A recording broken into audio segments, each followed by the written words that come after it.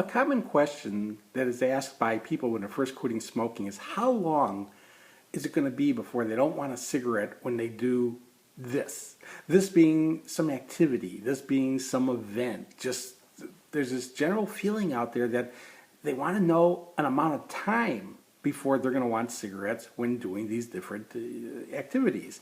Well, time isn't the issue. It really is experience. How long it is going to be before you don't want a cigarette when you mow the lawn is going to be when are you going to mow the lawn?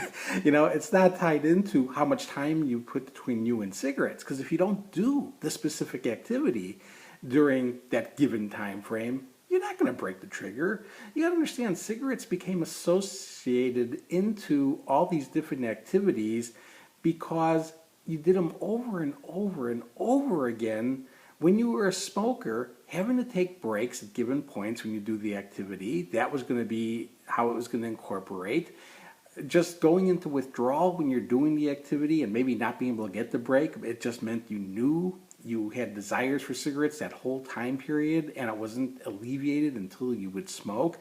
Some of the activities will be getting together with people and family and friends who you always smoke with, and you just haven't learned how to deal with those people yet. These are not things learned by time. These are things learned when you do them. You'll learn the most typical kind of things, your day-to-day routines, getting up, getting out of bed, brushing your teeth, preparing your breakfast, driving to work. You'll learn those things in a matter of days because you're going to be forced to do them. Although, I got to point out, the way some people try to quit, they try to just go to bed and stay in bed for 3 or 4 days. They're learning nothing. There's already a video on this, being locked up to quit smoking. When a person gets themselves into a locked up situation, they don't break any associations. They don't break any triggers. They learned how to be prisoners without cigarettes, but that's about the extent of what they know how to do. It really is a matter of facing every routine. In the first few days, keep in mind, every routine is new. On top of withdrawal, when you get through that, you still got new routines that'll pop up over time. You won't have the withdrawal complicating it. So as much of a battle as it may seem at the time, if you reflect back to what the original battles were like, hey, you got through those. You'll get through these too. But some things you're not going to get through, again, on a timely basis. You'll hear some people say, oh, it takes this amount of time to break a habit, or this amount of time to, break the association. And again, time was never the issue. It really is how often you do these things a few times without taking a cigarette, and that'll break the association. Now again, some things you will learn relatively quickly. Other things, oh my gosh, you may not go to a high school reunion for like 6 years from now. You may have had your last one 4 years from now. You go every 10 years.